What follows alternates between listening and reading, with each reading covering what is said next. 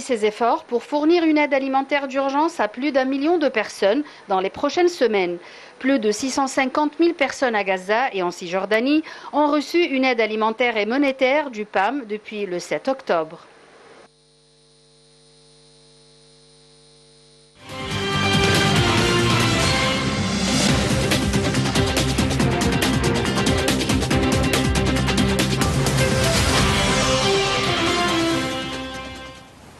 Et pour aborder la situation vers le passage de Rafah et la situation des aides humanitaires présentées aux habitants de Gaza, nous avons le plaisir d'accueillir au bout du fil Dr Sam Abdel Fattah. Vous êtes professeur d'analyse de discours. Bonsoir.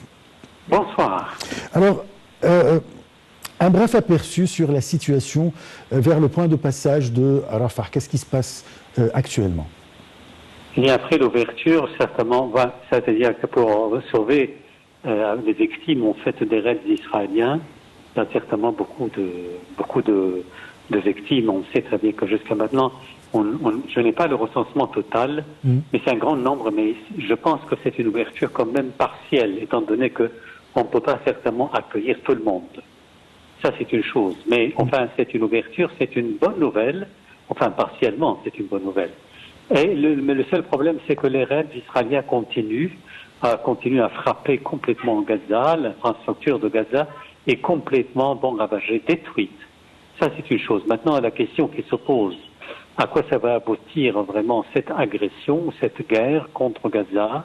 Et justement, quel est le plan dessiné dans l'esprit de l'armée israélienne et dans le gouvernement de la droite extrémiste? Ça, c'est un point d'interrogation important que beaucoup de monde, en fait, essaie de résoudre.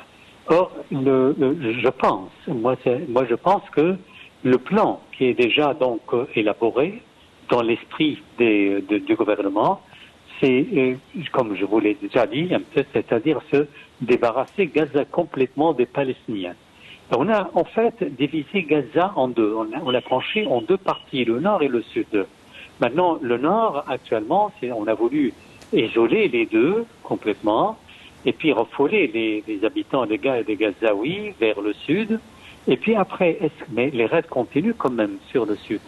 Alors, dans ce cas, ça me fait, ça fait allusion en fait au plan traditionnel qui a été élaboré depuis très longtemps, depuis Sharon. C'est vider complètement Gaza de ses habitants. Et maintenant, la question, quelle serait la réaction des pays arabes, surtout l'Égypte, qui est un pays limitrophe de Gaza, de Palestine, et aussi la Jordanie.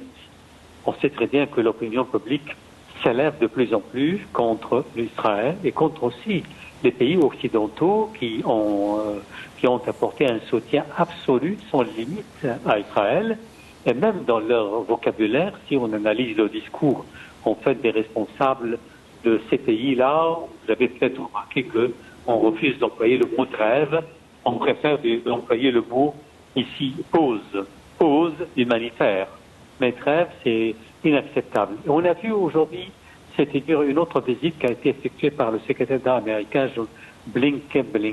Anthony Blinken, en Irak, parce que actuellement, Iran est devenu en fait un pays menaçant, c'est-à-dire source de menace pour les États-Unis, parce qu'on sait très bien qu'il y a des milices qui s'en sont prises à des bases militaires en Irak. Alors, la situation, et puis après, jusqu'à maintenant aussi, c'est que le Hezbollah continue aussi à répondre par des obus contre aussi des sites israéliens. Donc, on est en face d'une situation qui s'enflamme de plus en plus et il y a beaucoup de questions qui se posent. Certainement, je pense qu'il y a des analystes occidentaux qui ont évoqué le mot rupture. La rupture entre les pays occidentaux, surtout l'Europe et les États-Unis, et le monde arabe, cette rupture est devenue plus profonde et s'aggrave de plus en plus. Alors, quelle serait la politique des pays arabes? Quelle serait la politique que les pays arabes vont adopter vis-à-vis, en fait, de cette situation? Moi, il n'y a pas grand-chose, en fait, quand même à prévoir, étant donné qu'il y a beaucoup de pays arabes actuellement qui abritent des bases américaines, et en même temps, ces pays abrite également aussi des figures de Hamas, par exemple. Et puis après, c'est une question de quoi? D'intérêt. C'est la loi de l'intérêt qui règne en fait sur la politique de ces pays. Mais ce qui m'intéresse peut-être plus, c'est-à-dire l'Égypte et la Jordanie, étant donné que ces pays sont les pays en fait limitrophes. Alors, quelle serait la réaction? Là, il y a beaucoup de points d'interrogation. Mais les choses, je pense, les choses ne vont plus être comme auparavant. Tout à fait. Là, quand on suit quand même les médias occidentaux, on trouve qu'il y a une sorte de changement dans la politique médiatique. C'est-à-dire au début, c'était un soutien total et absolu pour Israël et son droit de se défendre, etc. Mais aujourd'hui, on met l'accent et on concentre quand même sur la situation des enfants, la situation, les bombardements des écoles et des hôpitaux. Est-ce que ça pourrait être une pression sur les gouvernements occidentaux pour essayer de changer la situation? Moi, je ne pense pas. C'est vrai que parce que je pense que ce changement ou cette nuance est due au fait que le bilan des victimes s'alourdit de plus en plus. C'est-à-dire ça crève les yeux. Et puis il y a aussi des correspondants de presse. Et aussi, bien sûr, c'est-à-dire les Occidentaux qui travaillent pour le compte des organisations humanitaires, qui se trouvaient en fait sur les lieux, eux-mêmes ont déposé leurs témoignages. Donc leurs témoignages vont à l'encontre des témoignages des Israéliens. Et alors dans ce cas, c'est que devant cette image, on a vu, par exemple, il y a le chef d'une organisation humanitaire qui relève des Nations Unies, qui, de même, devant tout le monde, a déposé un témoignage dans lequel, en fait, il a démenti le fait qu'il y ait des bases militaires de Hamas sous les écoles ou sous les hôpitaux. Et puis après, et c'est pour ça, regardez, même Guterres, c'est lui-même, le secrétaire des Nations Unies lui-même, le secrétaire général, Guterres, en fait, a été aussi cible de critiques et d'attaques du côté de l'Israël. Donc, vous voyez, il y a des témoignages, en fait, qui s'affluent et qui révèlent l'attitude, l'hostilité et aussi le plan diabolique de l'armée israélienne. Et dans ce cas, c'est que l'Occident était acculé quand même à changer un petit peu ou bien à atténuer son discours de soutien. Et maintenant, il met l'accent sur ici l'aspect humanitaire des civils gazaouis. Mais j'aimerais bien dire une chose. M. Achraf, il y a toujours une certaine limite. Il y a un plafond.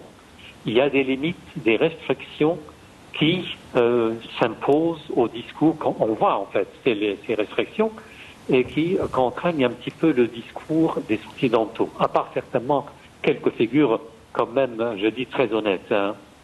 Par exemple, Pascal Boniface, c'est une figure très honnête. C'est-à-dire, c'est pour ça qu'il a été la cible de plusieurs attaques aussi de ses concitoyens et des Israéliens eux-mêmes. Pourquoi? Parce qu'il a osé parler de quoi? Il a osé parler du colonisé, parce que nous sommes en présence de l'histoire, en fait, véridique. C'est quoi? Un colonisateur et colonisé. Est-ce que Hamas est un groupe terroriste, comme disent les Israéliens et tout le monde? Et c'est-à-dire que là, vraiment, regardez que Israël essaye de quoi? De faire confondre deux choses, c'est-à-dire mode opératoire, méthode de résistance et identité.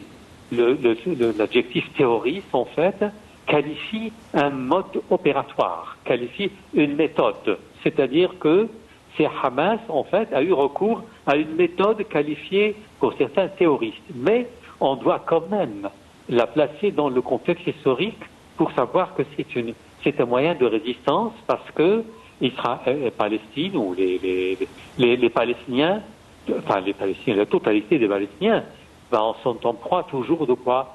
De persécution, de torture, de massacre, de carnage, depuis très longtemps. Donc il faut comprendre les choses comme ça. Maintenant, les Occidentaux n'osent pas en fait parler de résistance, en général, à part quelques exceptions que je viens de citer.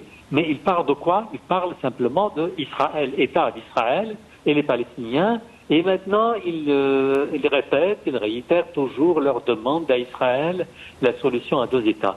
Mais il faut dire que la solution à 2 États a volé au éclat, c'est fini, ça n'existe pas, ça n'existe plus. Les pays qui appellent à la restauration d'un État palestinien, je pense que ces pays perdent le temps.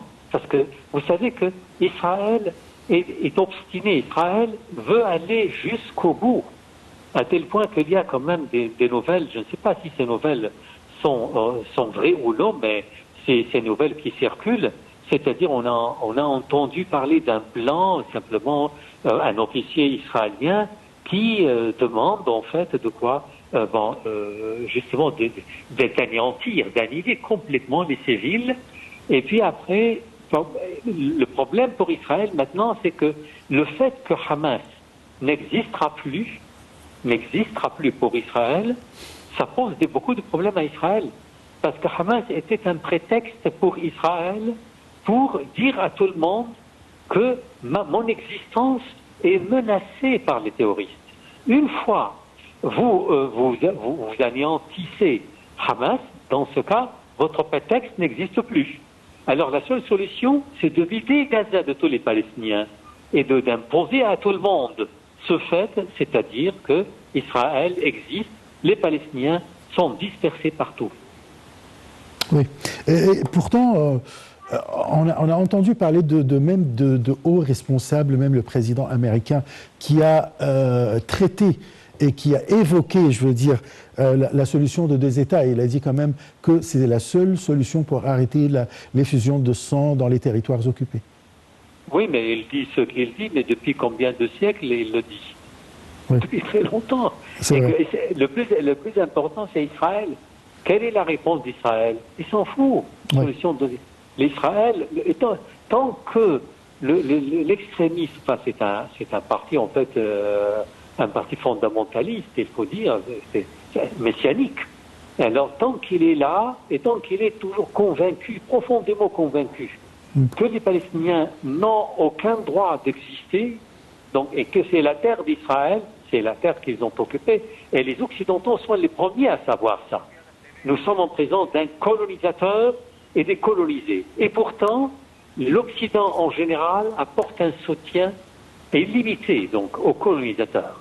Oui. Est-ce que les Français, à titre d'exemple, est-ce que les Français auraient accepté que la résistance française contre le nazi soit accusée d'être terroriste? En fait, c'est quand même c'est invraisemblable, c'est absurde. Voilà, c'est clair l'idée. Je vous remercie beaucoup, Dr Assam Abdel Fattah. Je rappelle que vous êtes professeur d'analyse de discours. Alors, on passe à un autre angle de ce sujet. La Fondation Vie Décente a annoncé le départ samedi vers le terminal terrestre de Rafah du 2e convoi de secours et d'aide humanitaire pour les Palestiniens dans la bande de Gaza. D'autre part, 76 blessés palestiniens et 335 étrangers et binationaux ont été évacués mercredi de la bande de Gaza via le terminal de Rafah. Un premier pas, selon un responsable de l'UNICEF.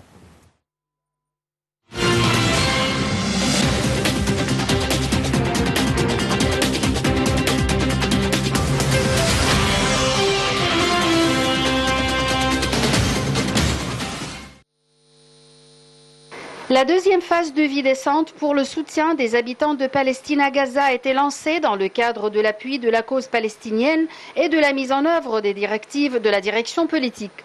Le responsable de la logistique à la Fondation Vie Décente, Mohamed Chahine, a déclaré que 15 convois transportant 400 tonnes avaient été envoyés samedi.